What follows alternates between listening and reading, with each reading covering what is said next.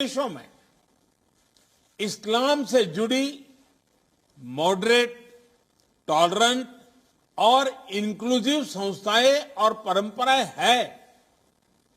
SCO को इनके बीच एक मजबूत नेटवर्क विकसित करने के लिए काम करना चाहिए। इस संदर्भ में मैं एससीओ के रेट्स मैकेनिज्म द्वारा किए जा रहे उपयोगी कार्य की प्रशंसा करता हूं। भारत ने एससीओ रेट्स की अपनी अध्यक्षता के दौरान जो कैलेंडर ऑफ एक्टिविटीज प्रस्तावित की है, उन पर हमें सभी एससीओ पार्टनर्स के सक्रिय सहयोग की अपेक्षा है। एक्सेलेंसी, रेडिकलाइजेशन से लड़ाई क्षेत्रीय सुरक्षा और आपसी ट्रस्ट के लिए तो आवश्यक है ही, यह हमारी युवा पीढ़ियों के उज्जवल भविष्य के लिए भी जरूरी है। विकसित विश्व के साथ प्रतिस्पर्धा के लिए हमारे क्षेत्र को उभरती टेक्नोलॉजी में स्टेक होल्डर बनना होगा।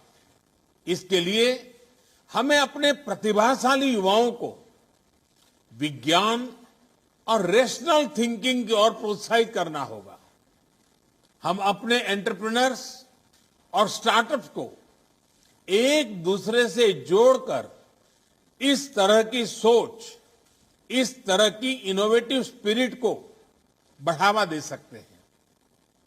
इसी सोच से पिछले वर्ष भारत ने पहले एससीओ स्टार्टअप फोरम और युवा वैज्ञानिक सम्मेलन का आयोजन किया। पिछले वर्षों में भारत ने अपनी विकास यात्रा में टेक्नोलॉजी का सफल सहारा लिया है।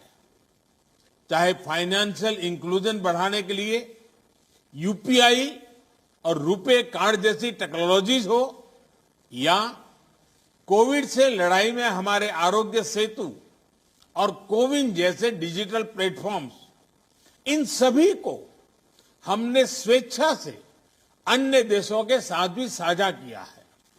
हमें एससीओ पार्टनर्स के साथ भी इन ओपन सोर्स टेक्नोलॉजी को शेयर करने में और इसके लिए कैपेसिटी बिल्डिंग आयोजित करने में खुशी होगी। एक्सेलेंसी, रेडिकलाइजेशन और असुरक्षा के कारण इस क्षेत्र का विशाल आर्थिक पोटेंशियल भी अनटैप रह गया है। खनिज संपदा हो या इंट्रा एससीओ ट्रेड, इनका पूर्ण लाभ उठाने के लिए हमें आपसी कनेक्टिविटी पर जोर देना होगा। इतिहास में सेंट्रल एशिया की भूमिका प्रमुख क्षेत्रीय बाजारों के बीच एक कनेक्टिविटी ब्रिज की रही है। यही इस क्षेत्र की समृद्धि का भी आधार था। भारत सेंट्रल एशिया के साथ अपनी कनेक्टिविटी बढ़ाने के लिए प्रतिबद्ध है।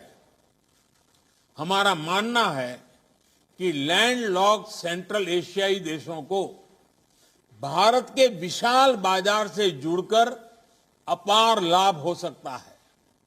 दुर्भाग्यवश आज कनेक्टिविटी के कई विकल्प उनके लिए खुले नहीं हैं।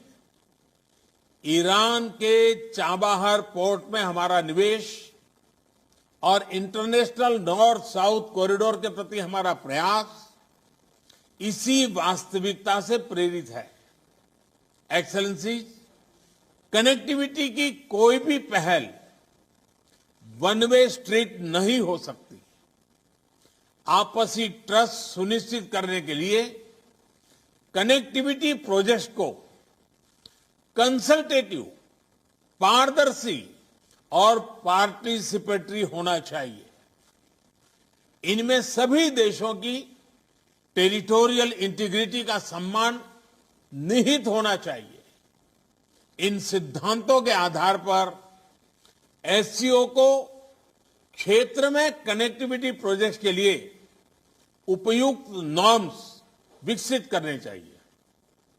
इसी से हम इस क्षेत्र की पारंपरिक कनेक्टिविटी को पुनः स्थापित कर पाएंगे और तभी कनेक्टिविटी प्रोजेक्ट्स हमें जोड़ने का काम करेगी, न कि हमारे बीच दूरी बढ़ाने का।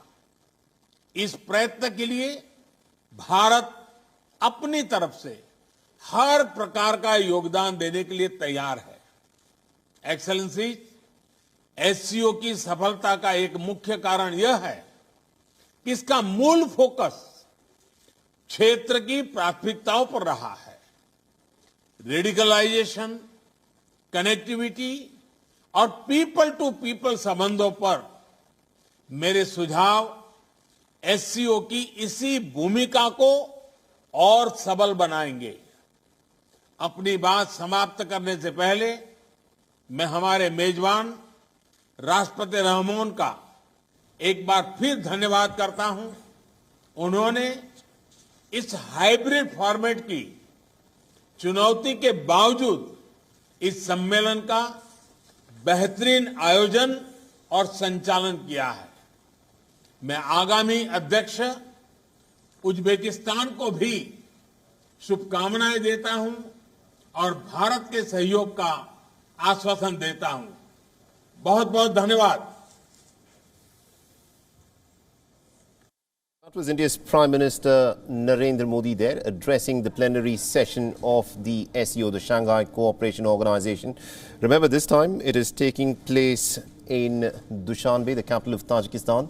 And the Prime Minister, as expected, touched upon several key issues. One of the issues that he spoke about was terrorism and radicalisation. He also touched upon the role that Central Asia has played, not just in the present times, but also historically as the conduit in terms of how it has connected different parts of both the East and indeed the West.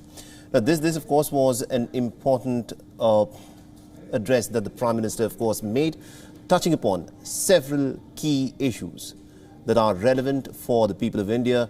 And he also spoke a little about what is happening in Afghanistan and indeed the role which the neighbouring nations will have to play. Now, this is a crucial meeting in terms of what is unfolding. A lot of focus will, of course, be on Afghanistan, on the very fast and the fluid situation that is unfolding in the landlocked nation. Now, remember, at this point of time, with the Taliban having taken charge, a lot of changes are expected to take place within the country, and India's External Affairs Minister S. Jaishankar, of course, is in person in Dushanbe.